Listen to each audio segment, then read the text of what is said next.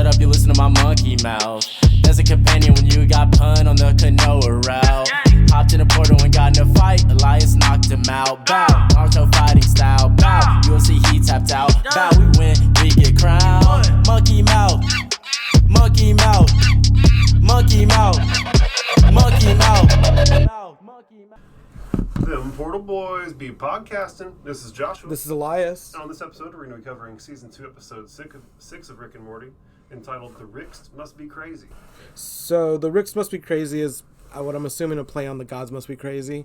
And just to give you like a brief, kind of opening of what that is, a soda water bottle falls on an island out of a plane, and it essentially becomes the tribal people's gods.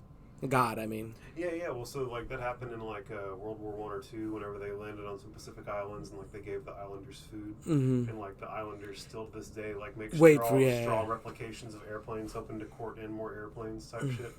Yeah. That's a fun play. I didn't realize that. That's a neato little. Yeah. So that was just a cool thing that kind of popped in my head. So. Well, this episode is fucking crazy. It's just we were watching it, and we've all seen it. Mikey and I have seen this episode. We've seen all the episodes dozens of times. Exactly. And now we're doing it for a show. So, I literally, this is the fourth time I watched it just today. Yeah. And this shit still had us cracking up. Man, even as many times as we've seen it, this one still, got some rewatchability. It's a knee slap. Just, so cold, man. Every one of them. Just the one-liners just so much, cut so deep, man. Yeah, they're pretty vicious. They pull some pretty wild punches on this one. But the way that they kind of tee it all up is the gang is leaving out of the movies. It's Rick, Morty, and Summer, and they're leaving a ball fondle in the movie, and they're remarking on how awesome it is that they have a ball fondlers movie franchise, and how they were they really underestimated what PG-13 should be. They have it's amazing what they'll consider PG-13 in this universe. And so Summer, and Morty, and Rick are actually this is what I love the really getting along episodes, because it's always gonna spiral out of control somehow. When they're wanting to I guess the abandoned ship, they get to become pirates. That was them kind of really getting together and coming along. Boob World is another one, where they just immediately stop, so they don't get to go for the fifth time they promised Morty that they're gonna go. I don't think we're ever gonna see. No Boob World. But so they're all out, and he's like, "Oh, I wish it's so sad that our universe can't be like this one." And he's like, "Well, this one had 11 9/11s and 11 9/11. Yeah, 11 9/11. There's benefits and drawbacks to every reality. It's also giant telepathic spiders." And he goes, "But the universe's best ice cream." And then, yeah. So they're gonna go get fucking dank ass ice cream, and they sit down in the car and they go. Yeah. And the car won't start. It has a starter. Yeah. It's pretty fucking classic. But they wind up going into the battery, and on their way out, Rick tells the car to keep Summer safe. Yeah, and that was just prime directive now. It's just keep Summer safe. I think it even says it right before they go into the battery. Keep Summer safe. It definitely repeats that. Keep Summer safe. Yeah. And as they go, they go off into the other universe, or into the miniverse. This scary looking dude, old school greaser looking, with the cigarette pack rolled up in his white t-shirt and a scar on his eye. Before you get to the murder, the absolute ship just being so savage, just whenever Morty goes into the battery and he's like, "What just happened, Grandpa?" And he goes, "That thing you asked 2 seconds ago outside of the battery? Well, yeah, it's happened. You're in the battery." He's whenever I said we were going to be in the battery, and now I'm not oh, whoa, what's happening? Where we I'm telling you, man. This episode, Rick was at peak dick. The whole episode felt like gym talk. Yeah. That's what it sounded like. It was just quick, jabby shit talk. Just everyone was that. Everyone but Summer. The ship was even getting some in. Summer's the only totally chill one. And she's traumatized by the end of the episode. Okay, so yeah, I'm sorry, I just had to get to that Well, so the car fucking hits this. Yeah, the greaser who turns out to be a pediatrician. Yeah, he's he gets done up I don't know if anybody remembers this, but you remember the Resident Evil? The first Resident Evil. Yeah, and they're in that hallway, and there's that buff dude. Yeah, he's jumping around the lasers. I think they just turn into like a grid pattern and turn them into fucking cubes. Like cubed ham, man. It's just, and I think like just like one little piece of the side eyebrow. They did this really cool thing on the movie where like it's just like the side eyebrow kind of like just folds off and then he just crumbles. Yeah. Yeah, it is crazy, and so I wonder if it was intentionally a callback to it had to have been, right? Either way, it gave me OG Resident Evil movie nostalgia. But to digress, I don't like them Resident Evil movies, bro. I saw the first one. The first one's great. Yeah. I mean, it's great for what it is. This rose-colored lenses, right? It was okay. It was passable, and everything after the second one I couldn't watch. And, like, the thing that bothered me, bro, is that, like, in the Resident Evil the whole game series kind of devolved. Because whenever it first started, it was like resource gathering.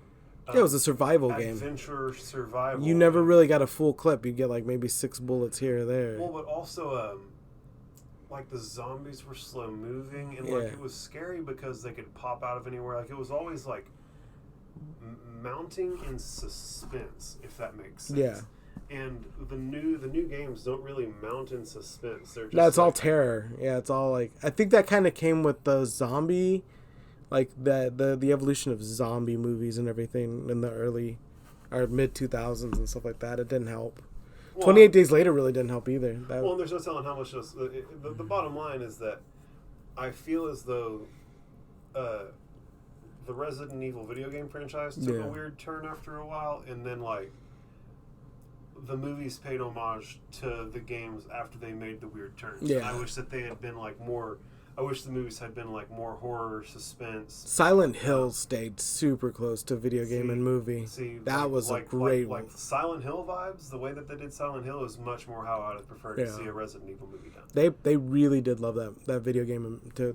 A lot of people here like, it's impossible to make like a really good video game movie. Like Super Mario Brother kind of didn't do what people wanted it to do. There's a lot of things that people want them to do, and then it just felt like Silent Hill kind of was able to tip a lot of hats to things and not have to like not make it as unwatchable. It was its own thing. It was watchable, and it paid perfect homage to the game. Yeah. And so, it can be done. Like, if you're fucking film producers, it can be done. Well, Sonic the Hedgehog, I guess, was one of those that actually became a home run. How crazy is it to think that Jim Carrey's most profitable movies ever are those goddamn Sonic the Hedgehog movies? Oh, and I'm sure he hates life about it, too. Like, to a point. I mean, he's making millions and millions of dollars. He was retiring. Like, it was like, I hit my big lick, I'm done. I think it was almost a bit of depression though too, right? Like, wow, like nothing that I've ever touched from Ace Ventura to what is it? Spotless Colored Mind has done as good as the Sonic the Hedgehog movie. Good fucking movie. It's a great movie, but it can't touch Sonic the Hedgehog numbers. Well, again, if you equivocate the profitability of something with its quality, then sure, right? Of course, like, we all know what's a better movie. If you're holding up Jim Carrey's best work to his most profitable work, you know which one's. And I think that's why he's kind of tired, right? He's like, God dang, like I'm. Well, homie's old. Homie's like 60. Like, homie's getting old, bro. Yeah. I don't know exactly how old he is, but like every time he looks tired. He looks tired. I think he's ridden that DMT train and is kind of over everything, man. I mean, he was talking to this one woman, like, he's like, none of this matters. You don't matter. I don't matter. These fancy clothes don't matter. All I see is dancing dodecahedrons. Tetrahedrons is what he referred to. Yeah, he got stanky old wizard eyes. If anybody's curious what's going on with Jim Carrey, homie has stanky old wizard eyes on the track, and he is existing in multiple planes of existence simultaneously. Like, homie has been to the mountaintop and stayed there instead of coming back. Yeah.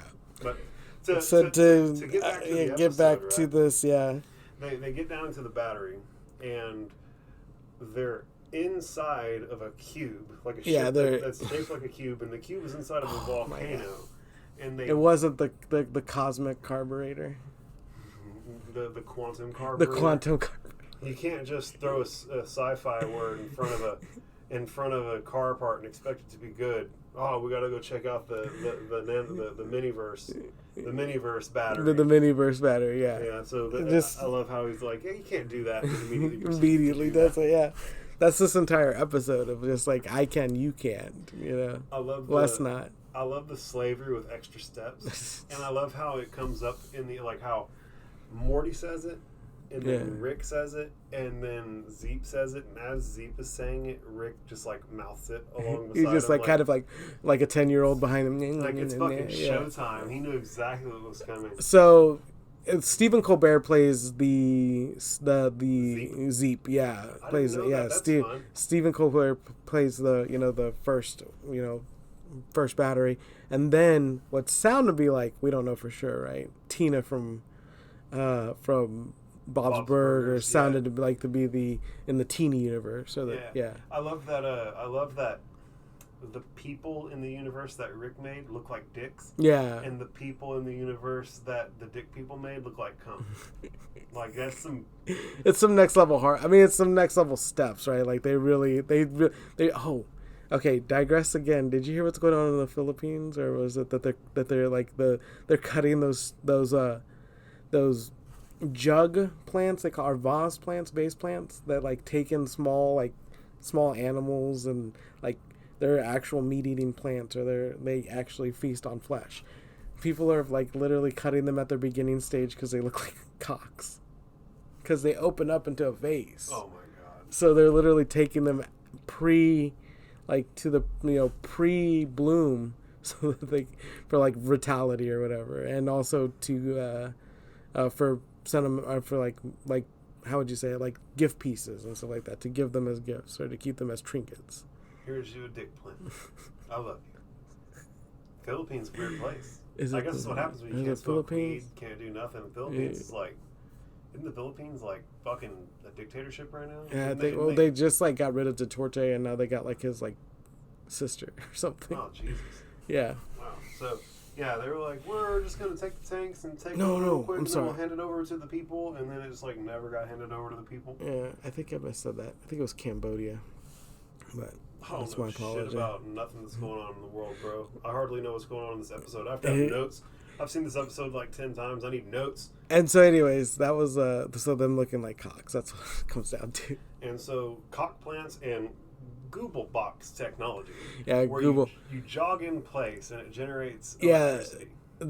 They basically were built to just power his car, and they don't even know it. And I love that he has that. He's waiting to tell that to one of them to like just completely disintegrate them. Yeah. So.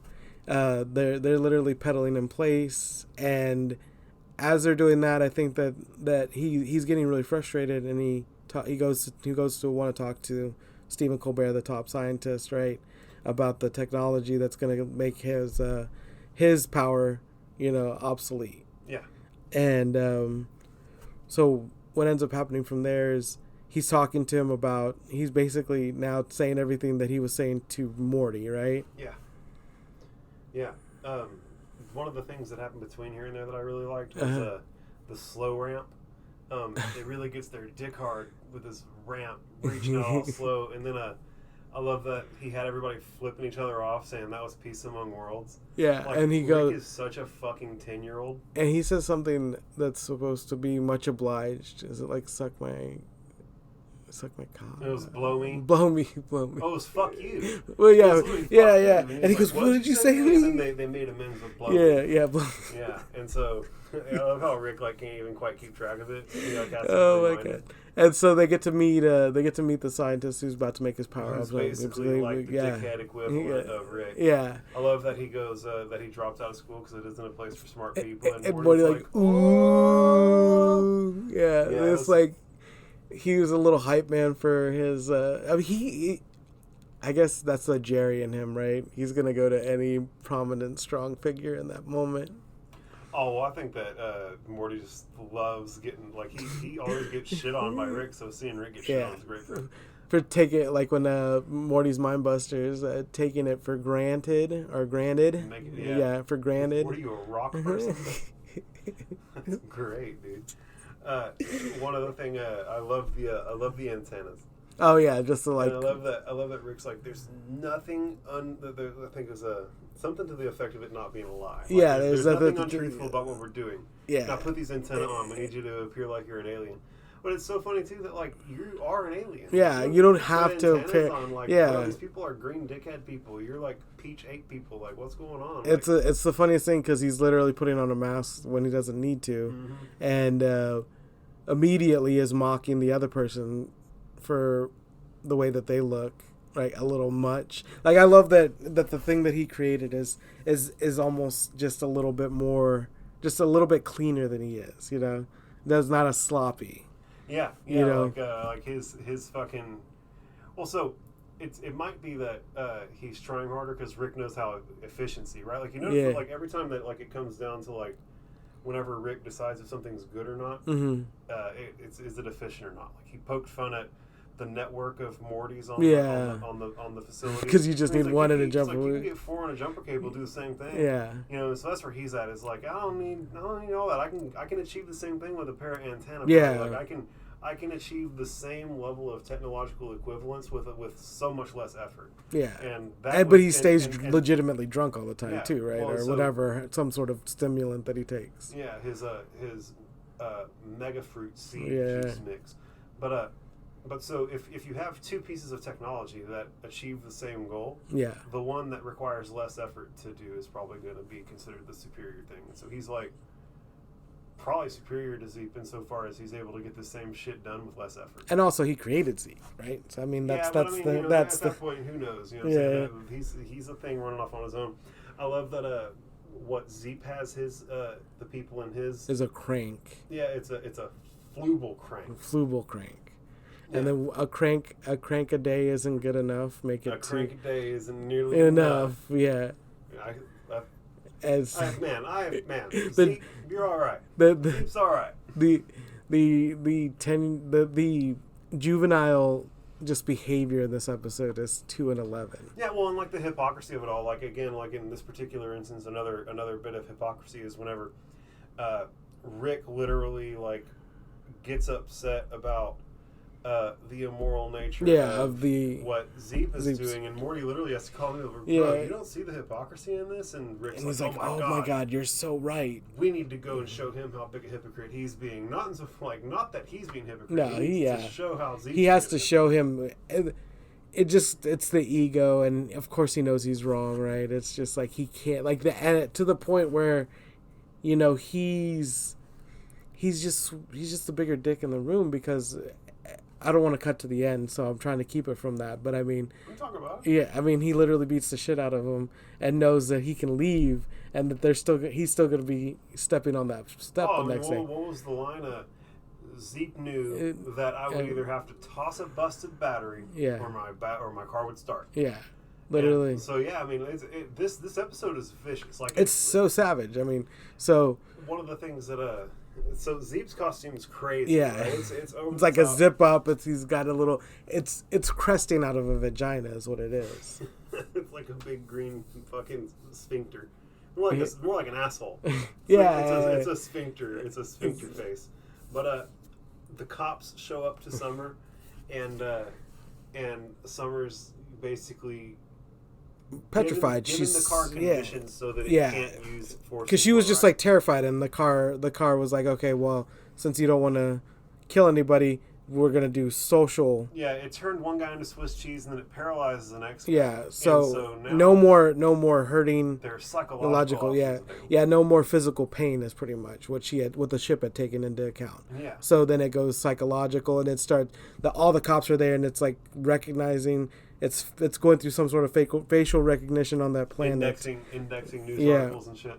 From each individual person, and then finding out that the captain had lost his son. Due to it being drowned. Yeah. His son drowned. And then essentially turns it into water. On top of letting it just melt, it literally turned into water. Yeah, right? It turns into goo. It's terrifying. Yeah. It's some crazy shit. It's like, please don't hurt Summer, and then just melts into goop. He's essentially trying to form back together. Yeah, he's like just trying to gather his son back up, which is just a terrifying scene. It's horrifying, scene, but everybody's obviously like traumatized by this, right? And then it snaps us back to what's happening in the miniverse, and we get the peace among worlds full circle, right? Like Zeep's ramp isn't slow enough, and he's actually tossing up peace signs. And he nudges Morty. He's like, I showed these people his peace among worlds. Isn't that great? And Morty's like, yeah, you're smart. You're just like, he has to stroke his ego just like he has to stroke. Oh, he knows. Yeah, he knows he's dealing with the same motherfucker here. Yeah. And so, as Zeep is dealing with like being the alien celebrity that is the creator god of this universe, they had a whole buffet out for there were caterers. Yeah, there was all kinds of shit. They're setting up chafing dishes. Yeah. All kinds of shit. For Rick Day, for the day that Rick returned. Yeah, so they're doing the same thing for Zeep. Exactly, yeah.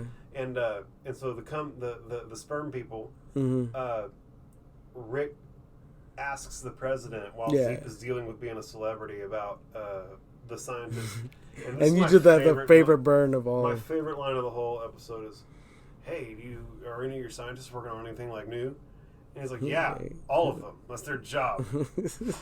So snippy, just snippy. It's so funny because everybody typically knows who Rick is. Yeah.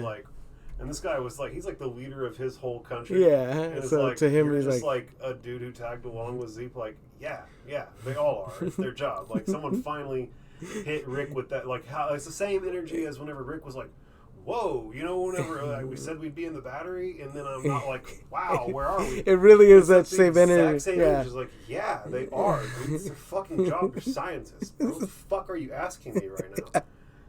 And Rick's like, "What about like a little universe in a box?" And he's like, "What the fuck do you know about that?" Yeah, he just snaps out of it, and he's just like, "Oh my god!" He's like, "Oh shit, how do you know about that?" And so they're taking him to now.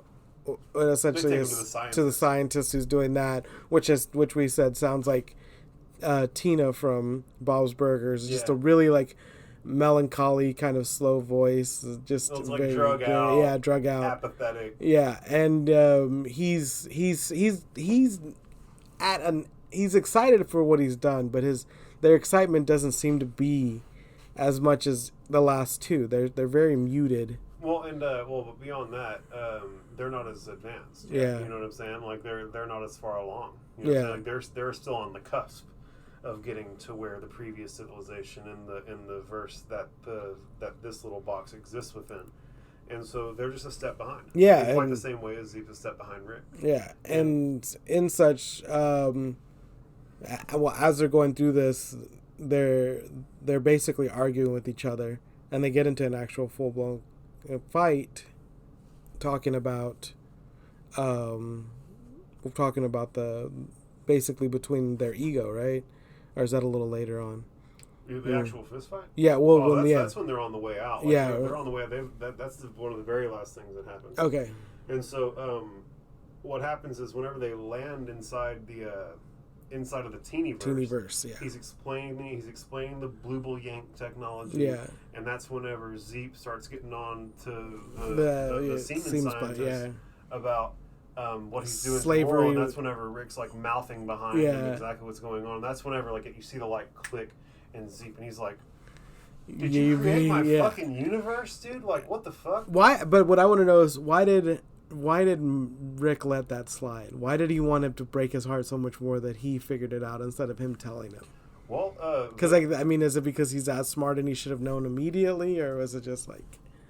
I think that Rick knew that this dude wouldn't believe it at face value. Okay. Like it's some shit where like he's got too big an ego to hear something like that. Yeah, he can't imagine this monkey man making this. It's got to be his discovery, right? Like he can't be told nothing. He's got to discover something, and so there's something to like leading people to a conclusion and watching them discover it.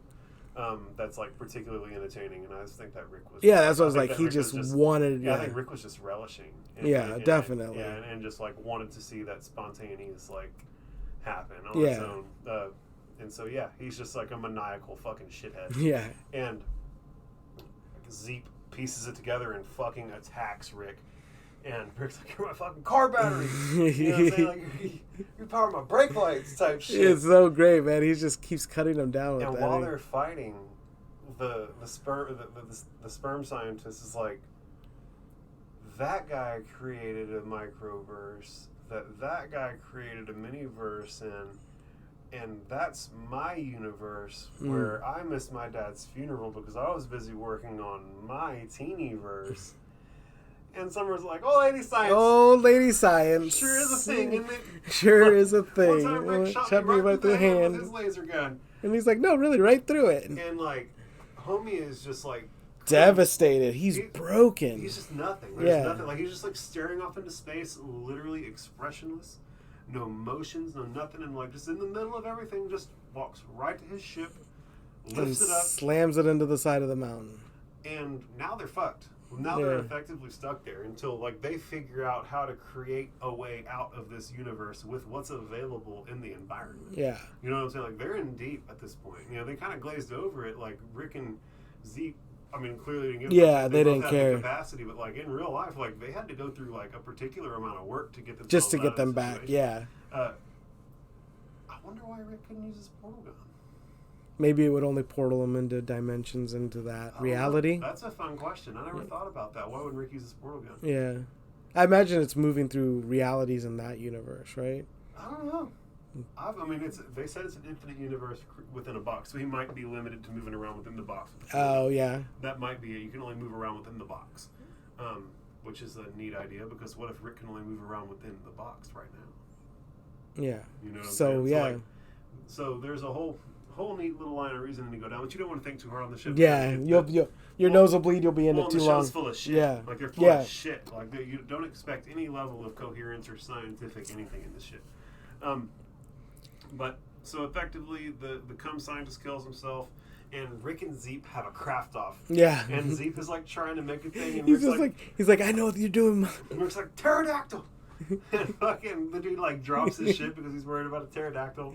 And he makes like a tiny catapult. Yeah, a little catapult or trebuchet or something like that. Yeah. Something. It was right next to those trebuchets instead of clanking. That was the really not one of the best episodes, but as I look back, it's a really good one. That's the giant come up. Yeah, the giant come up.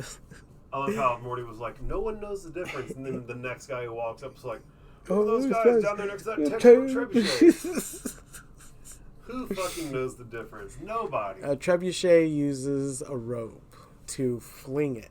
So basically it's a counterweight that flings the rock. When a catapult is cranked...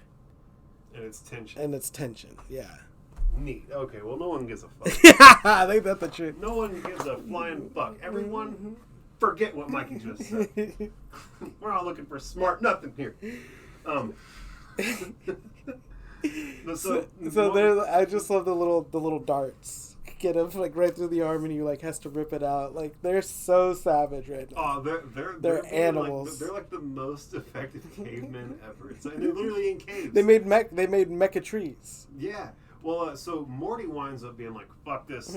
I'm gonna go live with the tree people." And he's like, "Be back before sunset. The trees eat people." And he's like, "No, you gotta be back before sunset, or else the tree people will eat you." Yeah, or else the tree people will eat you. And he's like, "No, they won't. They're peaceful people." And he's like, "Well, some people have to start." What is so Morty's like, "Why are you lying about this? Yeah. True. And Rick goes, "It's a fucking prehistoric planet. Yeah, like someone needs to start creating culture, and it certainly can't be from the person who powers my brake lights." Like just hollers across the way, shitting on Zeke.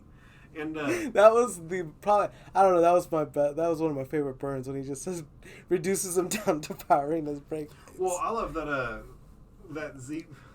When they're fighting, Zeep's like, "I'm the one who like made the earth that you're standing on." Yeah. And Rick's like, "I'm the one who made the stars that turned your mom's ovaries and made Zeke's response to that is, "I never asked to be born." Like, this is not consensual at all. So fucking funny. How, you're literally the best scientist on the planet was reduced down to, "I wouldn't ask to be born." Well, he's literally arguing with God. Yeah. He's arguing with God. Literally the guy who created everything and everything that he's ever known. He's having to fucking have a he's having a fucking monkey fight across the gorge. So he's legitimately the only thing that man didn't do was the only thing that alien didn't show is him impregnating a planet and fighting with their secondary tier god. Bro, holy shit. I forgot about that episode. shit gets crazy whenever Rick impregnates the planet. God damn. Wow, I can't wait to get to that episode. That's going to be such a fun episode. He's not Christian God. He's just a Zeus. He's a second rate. This is Christian God. This has gone way different. This has gone way different. Way different. That Christian guy got him scared. Those other ones, he'd be taking him on. Well, we all remember the time whenever he was in Schrodinger's garage and he knew time was out, and the motherfucker started praying. Prayer is the last refuge of a scoundrel, man. But so they have the mech suit fight. I love that, the mech suit fight with the trees. Yeah, Rick has like a snake. Which this is not the first time that Rick has busted a fucking snake out. Like Rick's got an affinity for snakes. Yeah, I like that he knows. Later episode again, but I like that he knows snakes don't want legs. So he's like, this gun gives you legs. Does anybody else want any? And the snake slither off. They were like, whoa, that does not look fun at all. He was literally like stumbling around. It's the best thing ever. Yeah, it was a trip. And I love that Zeep uses a falcon to get rid of the snake. And then Zeep uses marbles to get Rick to fall over and bust his mech suit, and then Rick busts him with like a vine thrower, almost like a like a Batman claw type shit. And it turns out that Morty's now leading the tree people and knows their language. And Rick's like, well, that's a step up. Like he just admitted that, like, it's a step up from being my sidekick. Like, yeah, good on you. Good for you, motherfucker. And Morty takes them to like a special avatar tree. We're like, this is Ungala, blah blah blah. And like the moment that he realizes that the tree people are like off dicking off and not paying attention, like half there. He's like, you have to get us out of here. He's like, I masturbated to Kirby Driftwood the other day. I missed my laptop.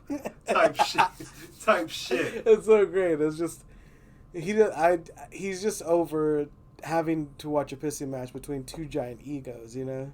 Well, he's fucking tired of fucking living among the tree people. They smell like piss all the time. Yeah. They fucking sacrifice every third baby for his better fruit. Yeah, it makes fucking plants grow bigger. Like, yeah, he's ready to get the fuck out of there. And like, bro, he did not consent to any of this. He wasn't trying to fucking get roped into any of this. This has been like a month-long ordeal.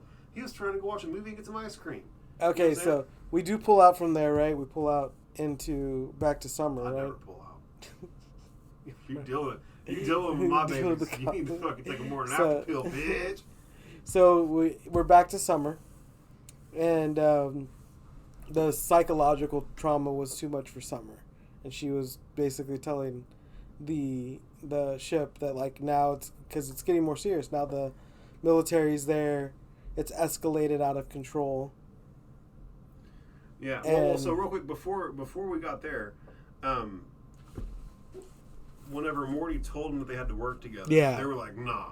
And Morty commended the tree people to take them prisoner. Oh, and that's what right. actually got them to work together. Yeah. Is whenever they were literally like about to get eaten by tree people, they were like, all right, that's fuck it. I guess the only time. together, right? We can work together. Neither of us want to die as selfish individuals, so like, we'll work together. Rather work with you than be dead. And they eaten by tree people. That's not a dignified. They kind of develop a co-working friendship. Yeah, one of them's an opium addict, one of them's an alcoholic. Yeah, they're both geniuses. They're both addicts. They're both shitheads. Like they're like. They both are very. Like the apple don't fall far from the motherfucking tree. Yeah, you know it. You would think that something that Rick would create would have essence of Rick all in it, right? But so at this point, we do find ourselves back at the ship with Summer in them, and it's escalating very rapidly. But I mean, at that point, all they really show is that it's escalating. Yeah, they just they don't really go into anything. They don't go into quite so much detail. It's just the car like confirms that like I can't use psychological means, I can't use force, I can't take out this fucking whole military. Yeah. Oh, but I can. Yeah, like actually super clear. Yeah. I can kill everyone here. You're just not allowing me to as the person who's controlling me. You're tying my hands on this one. Yeah, and so you're making this difficult. And that's whenever Summer says something cheeky to the car. And the car's like... He's like, well, basically about, like, it not being able to basically not being able to do it without the violence. Yeah, well, and he's like, or without traumatizing her. And she's like, well, I'm sorry, I can't just, like, totally I'm sorry, this isn't about Summer totally keeping the vibe she wants. That's you. That's how you sound. I'm sorry that the vibe isn't like totally chill. That's you. That's how you sound. The ship just hates Summer. I love that later on in the series, the ship totally bucks them too. Like the ship has like some mouth. It has some very it's in the same point as whenever he gets pissed off that when he makes a what is it called, a version of him out of light. Why can't I think of what that's called? Rick makes a hologram version of him, and he's eating fried chicken, and he's like, why are you eating fried chicken? Why are you pretending to eat? Yeah, and he's like excuse me? Pretending to eat? Yeah, dude, that's a fun episode. I love that they gave a legalized weed shout out in that episode. Like, they had Berkeley Rick, and he was just like still there with the legalize it sign. Like, let people smoke weed, federal government. How many states? How many states did it take for the federal government to acknowledge and make legal at the federal level gay marriage? Five. How many fucking states at this point have some form of medical marijuana or full on legalized? It's a lot. I think there's only like 10 states left that don't have some form of medical marijuana. I mean, bro, my girl Kimmy has a fucking medical marijuana card here in the state of Texas for PT. I don't mean to speak on anybody. I'm sorry that's about fine. that. She'll deal with it. But the bottom line is, like, I know people in real life in Texas who have medical marijuana cards for like all kinds of stuff, and it's like even in Texas now you can get it. Yeah. And so it's pretty fucking laughable that they haven't done that yet. But that's the end of my soapbox rant. I'm certain that everybody who's listening to this podcast who watches Rick and Morty shares the same sentiment. Right? I didn't know you smoked weed. Bro, I literally smoked a blunt in the park before we did this. Yeah. It was wonderful. I didn't even know you smoked, man. There was a duck. There were two ducks. There was some very, broken ducks. Bro, I got them ducks high.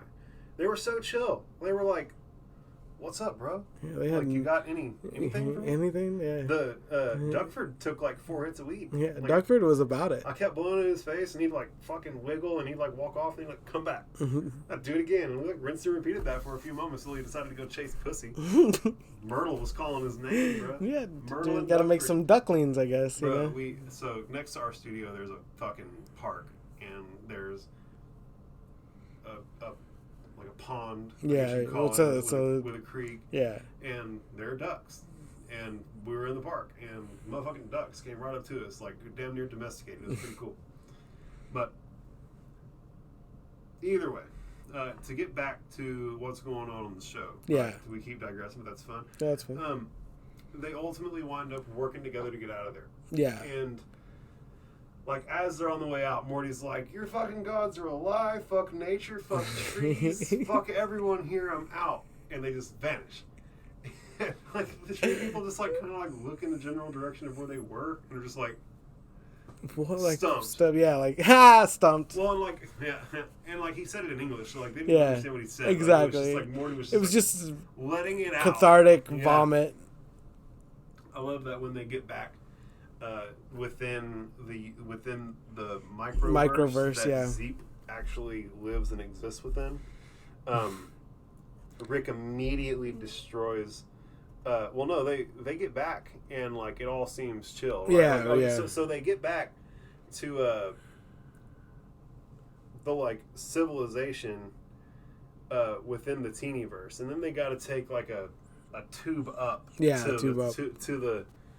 the miniverse. And when they get to the miniverse, that's whenever like shit really starts hitting the fan. Zeep turns on them. Yeah. And Rick destroys the Teenyverse, which is fucking crazy. That's an act of mega murder. Like, think about that. Really, he destroyed an entire universe. How many of those little civilizations existed within that just like weren't getting the direct attention of Zeep? Like, homie literally just destroyed an infinite universe. That's fucking wild to think. But even crazier to think that Zeep created one. Yeah, and Zeep is like, you basically calls him a monster because he threw an entire universe on the floor just to, Well, I mean, at that point, like, it was just to prove a point. Like, it was just to prove a point. Just like, fuck you for trying to get me. Yeah. I love that Rick busts out the Go-Go Sanchez ski shoes. Go-Go ski. And it's just like Inspector Gadget type shit. It's hilarious because he's like, he says something. He's like, "Let's go get a beer," and he's like, "Oh yeah, that sounds great. We'll definitely get a beer." It's a wallet, which is it's up in the miniverse. It'll only be a second. And Rick's like, "Bruh, you know how long a second can be in a tiniverse?" Yeah. And so we have the Go-Go Sanchez ski shoes, and they're like running along, and Zeep like passes them up on a motorbike type shit, and Rick, like, in a panic, is like, "Morty, we gotta turn into a car. A long time ago, I put nanobots in your blood that would make it so that if you ever needed to, you could call upon them and transform yourself into a car. I need you to transform into a car right now. Do it. Do it." And Morty starts like going, just like flexing, and then like right whenever he like. So was it real? Was it real, or was he just doing it? At the end of the episode, they show Morty turning into a car. Oh, okay. So this is actually one that I've missed the end of. Oh wow, yeah. So at the end, Morty turns into a car in the middle of class and like crushes two people, and like his alarm goes off, and he's just like sitting there as his alarm goes off, like looking around, like, what do I do? Well, it's it's just fucking. Oh my god! I can't believe I missed that ending. Happens in the middle of class, bro. That's hilarious. But so he's like, "No, don't worry about it. I got a taxi. Let's go." Yeah, and so once they get into the taxi, it takes us back to Summer and them. Which right before that, like as they're in the taxi, Rick's like, "All right, we're gonna go destroy this whole universe." And the guy who's driving the taxi like turns around like, "Excuse me?" Like, what now? You imagine driving a taxi and just like some slightly alien looking motherfuckers get in the back and like, "All right, when we get where we're gonna just destroy this universe." Like, really? But so they take us back to Summer, and it basically shows that the car has negotiated peace between the giant spiders and the people of that galaxy universe. Yeah, and the military picks up and moves out. And they have like a brief discussion. Like the military is like, "What do we do with the ship and the girl in it?" And he's like, "A pediatrician and a guy got." It's like it killed one guy and paralyzed the other paralyzed. Guy. He's like, "I think that's a good trade-off for peace with giant spiders. Like, let's go." Yeah, it was like this is all fine. And I love that the spider goes, "What a tangled web we unweave." And that's where he's like, I love this spider. The military moves out. Have you ever seen them give LSD to spiders? No. Oh man, you got to watch it. I know you'll love it. It's so great. They actually give them little drops of LSD, and then watch them try and make webs. Bro, you gave a spider a whole drop of LSD? Wow, that's so much LSD for a spider, bro. Like imagine, like if you just like took a bath in LSD one day, like. Imagine like a fucking just like a 5-gallon bucket worth of LSD lands on you one day. That's what they just did to a spider. If they put a whole drop on a spider, bro, it's like poor thing, man. Never gonna be right again, ever. Like it experienced consciousness as a human and it went back.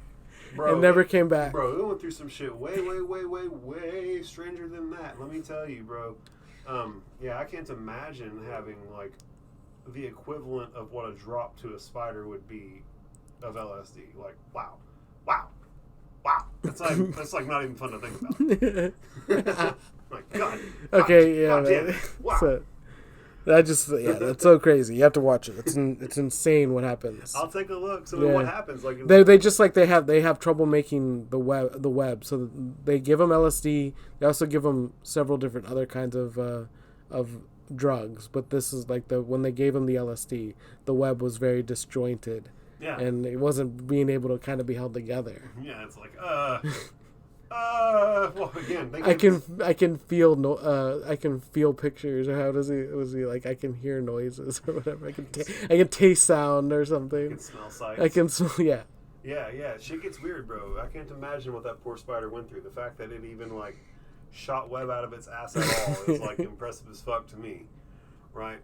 But so effectively at this point, Rick and Morty are out of there, right? Yeah. And they're like getting on their ship to get out of there, and Zeep stops like Rick, and Morty's like, "Come on, let's just go." And one of my my second favorite line of the whole show is whenever Rick steps off and he's like, "You quit school, but you still got a lot of learning to do." And man, whoops his ass. Like, man, they're both dirty. Like, they're both dirty. They both fucking just Zeke, like squeezes his eyes, like thumb in eyes, just horrible, man. Really, really, really like nasty, impolite fight. Like, it was dirty. There was no put your dukes up. Like, these fools were like straight up. They're just like Krav Maga-ing one another to the best of their ability. And the Simpsons episode, he's like, why do you? They like go to Jerusalem and he causes a trouble, and so the little girl pulls like some Krav Maga moves, and he's like, why do you keep going for the groin? No groin, no Krav Maga. That's funny.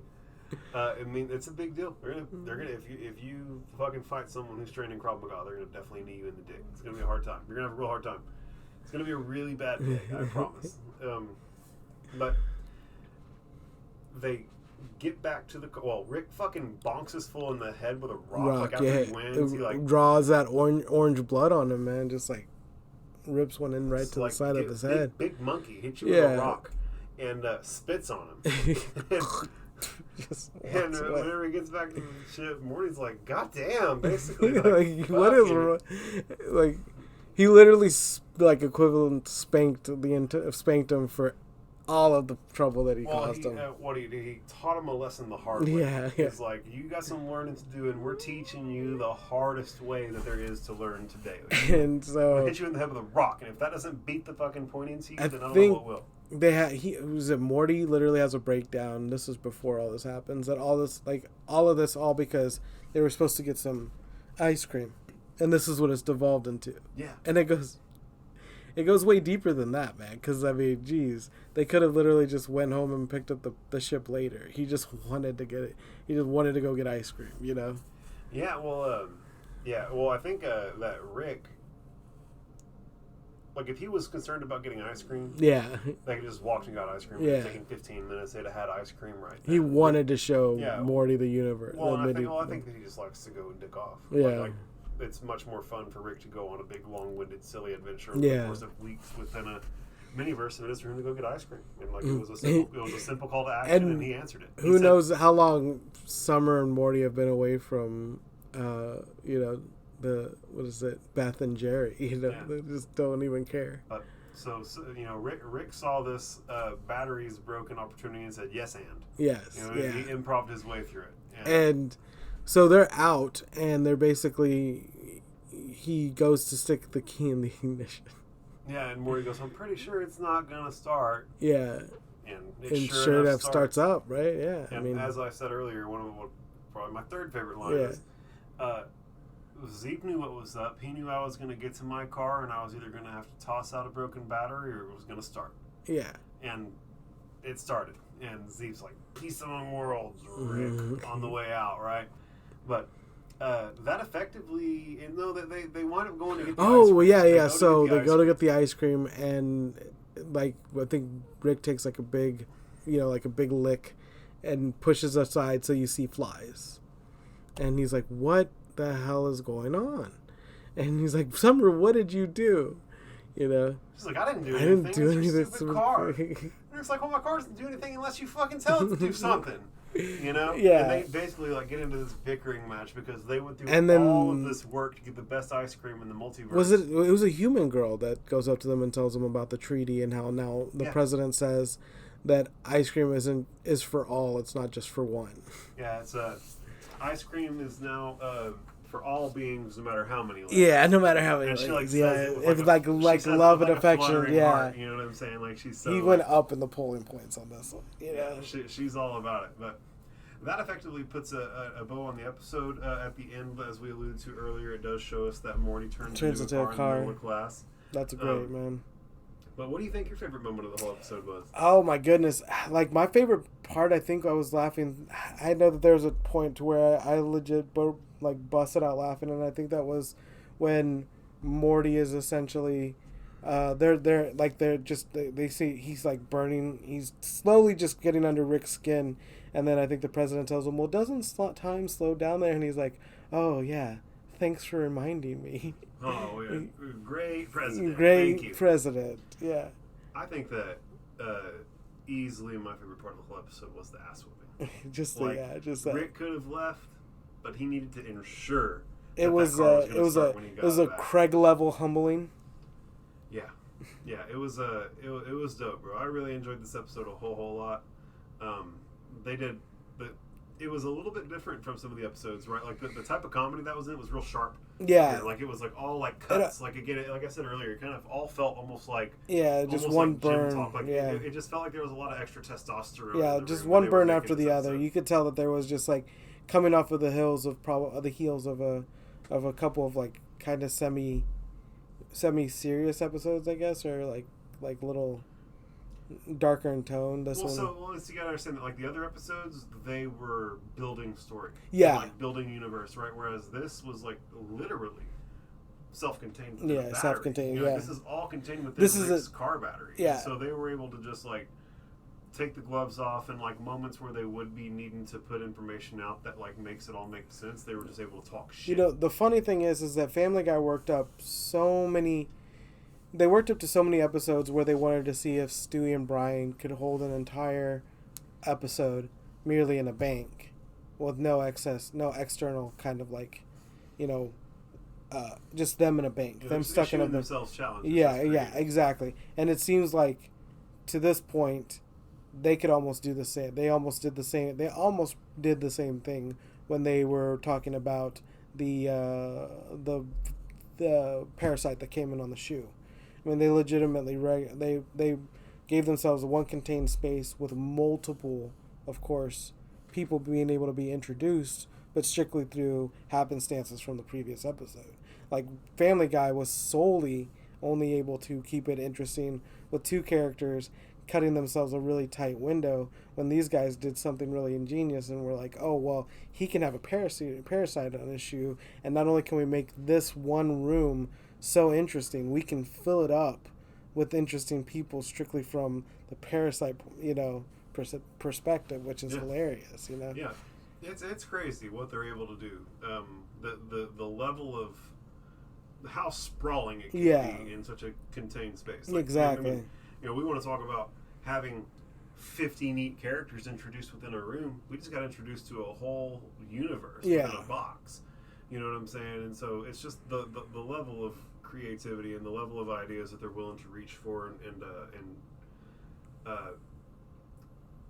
like create for us, right? Like these are neat ideas that people have, but the fact that they're able to go and like produce it and create it and like make a piece of art that effectively communicates these wild ass ideas that they're having is super neato to me. Like the fact, like they made an episode around the concept of Coke bottle universes. Yeah. Like you have a universe within a universe within a universe. Like it's just a big fractal, you know. And like the idea is that Rick's within a box too. You know what I'm saying? Yeah. And at the end of the day, boxes within boxes within boxes. Anytime that I get to see a fractal, it's one of the. I think that Men in Black Part 2 did it poorly, but Men in Black Part 1 did it really well. Whenever you see the universe getting pulled out of, like, it was on, like, you know, I don't know, like Kaz's collar or Jim's collar, whatever it was, the cat's name collar. And it was just like a marble in a bag. Yeah, it was like a marble in the bag of a universe. And then I think on Part 2 or whatever, he closes the locker on like these really small things, and they're like, there's like this whole civilization that lives within that locker. Yeah, and then you pull out, and then of course we're just merely a locker. Yeah. In this like, you know, universe of just lockers. Yeah. Yeah. It's neat how anytime you get to see a fractal like that, it's fun. But like Rick, I could take this and make fractal dust. Imagine getting some fractal dust and then getting to watch a show that's effectively showing and artistically representing fractals. Yeah, exactly. You know what I'm saying? I think that this on a high dose. I think that Rick and Morty on a high dose of LSD is like something you ought to do. Something I ought to do. Anybody ought to do. Yeah, I'm talking directly with the listeners. Like, I know, it just made me laugh because you're like. I mean, you should do it. Like, you should absolutely do it. No? Hold you down, put a couple drops from the Visine bottle in each eye. What's up? 4 drops, 2 to each eye, bro. Turn me into a spider. That's enough to go. Like, you'll get to talk to God. You can talk to God for real quick. You could have your heart weighed against the feather of truth in the hall of Anubis. Yeah, I'm good, bro. How does that sound? It sounds horrifying. And go teabag some multi-dimensional beings, bro. Yeah, right? Like you were what was a mass? What were you? What dinosaur were you? Oh fuck! Are you talking about my dream? Bro? Yeah, oh, you were. Wow. I was an ankylosaur, bro. Ankylosaur. Holy that's right. fuck, bro! Man, wow! I can't believe you remember this story. Holy Heck shit! Yeah, man. Yeah. So I do like lots of drugs, right?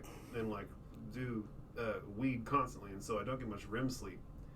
And when I have dreams, they stick with me.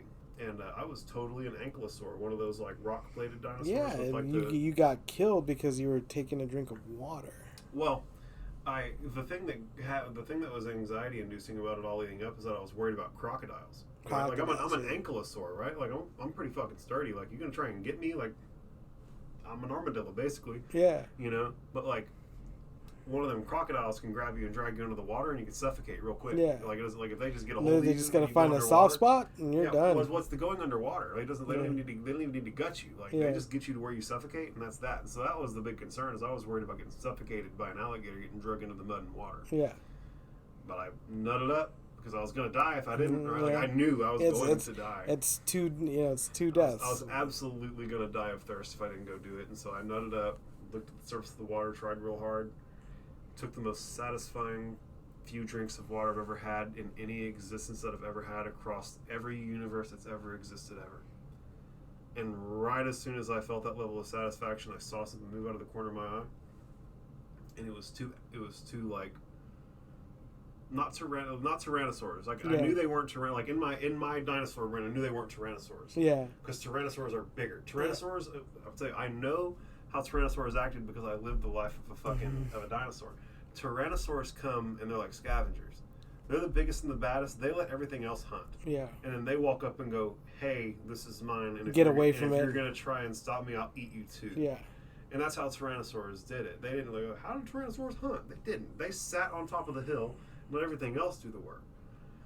And so there were two like 3/4 tyrannosaurs, right? Like, like big, like the red dinosaur from the most recent Jurassic Park, an allosaur. Allosaur. Like allosaur size dinosaurs. And bro, they have fucking like newborn chicken feathers. Yeah. Like it's not like big bird feathers at all. It's like if you were to take a newborn chick and like they still have like the kind of like weird twisty spindly little feathers, they were covered in that. And like they were like it got dirty. Yeah. And so, like, until they washed it off, you wouldn't know what color it was. But the point is that it was the color of Earth. Like, they had like hues of the color of Earth all over them because their little feathers were getting dirty. Mm-hmm. And there was two of them, and they like came at me both ways. And I hit one of them with my rock tail, and I felt its leg break as I hit it, and it flopped over on the ground. And I knew in that moment that I'd won, and I felt the sensation of victory. And I went to look for the other one, and it bit down on my head from the top and twisted my head until the episode was over.